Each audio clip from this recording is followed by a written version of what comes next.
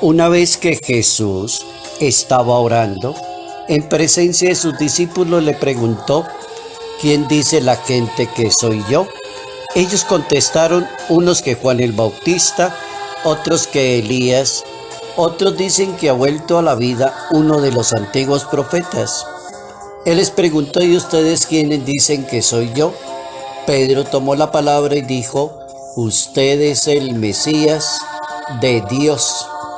Evangelio según San Lucas capítulo 9, versos 18 al 22. ¿Cómo reconocer la identidad de Jesús a través de una confesión de fe? Hay preguntas que no admiten evasivas y definen propiamente el futuro de un apóstol y de un buen misionero. Notas amables a la palabra de Dios.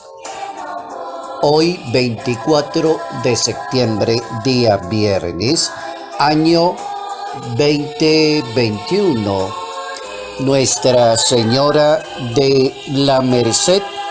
Hoy recordamos la importancia de la Santísima Virgen María en la vida humana y aparece Nuestra Señora de la Merced, que propiamente significa misericordia. Es una advocación que se remonta al siglo XIII de la historia, cuando la Virgen se le aparece a Pedro Nolasco y lo anima para seguir liberando a los cristianos. Hoy tenemos en cuenta en nuestra oración a todos los hermanos y hermanas en todos los países del mundo que están privados de la libertad. Hoy oramos por ellos, por sus familias, por el dolor humano de lo que significa estar privado prácticamente de la libertad. Ubicados ya en el texto de hoy, que es prácticamente el capítulo 9 del Evangelio según San Lucas, para tratar de entender el tema que nos corresponde, que es la confesión de fe. Cuando uno habla de confesión de fe, está hablando de una persona que demuestra lo que sabe, lo que cree, la experiencia que tiene, y va allí en público y lo demuestra. Confesión de fe.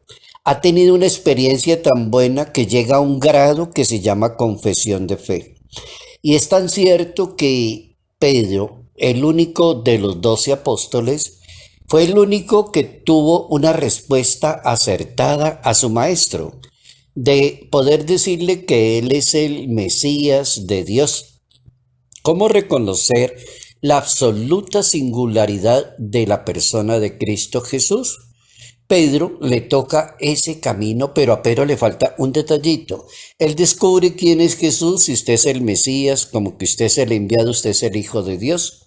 Uno no se puede contentar con una primera parte, dice el hermeneuta bíblico, sino que viene la segunda parte que le faltaba a Pedro, y por eso cometió otros errores por allá más adelante. Niega a su maestro y llega un momento en que el maestro le dice a Pedro: apártate de mí, Satanás, porque piensas como los hombres y no piensas como Dios.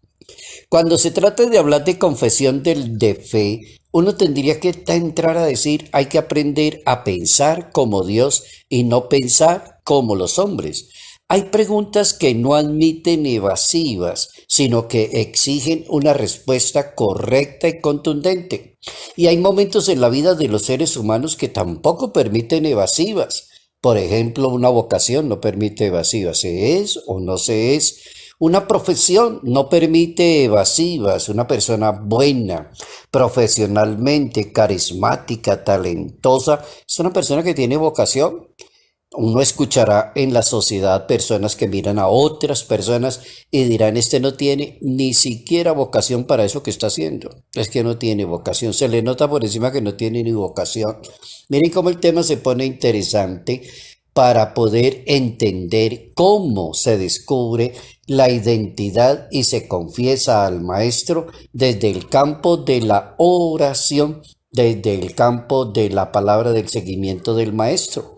Descubrir la identidad de Jesús de Nazaret, entonces no es algo así como secundario, sino que es algo fundamental en el Evangelio y que va a definir todo porque hay un episodio en el capítulo 24 del Evangelio según San Lucas, los peregrinos de Maús. Y precisamente ellos no reconocen al maestro.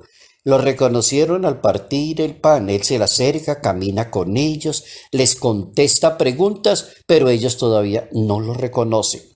¿Cuántas personas estarán equivocadas en su religión porque no reconocen al maestro o cambiaron al maestro o se pusieron en lugar del maestro o algunos cuantos creen que han superado al maestro y se creen maestros? Ahí es donde el Papa Benedicto XVI, Papa emérito, invita como a pensar en que Jesucristo es una persona, no es una convicción abstracta.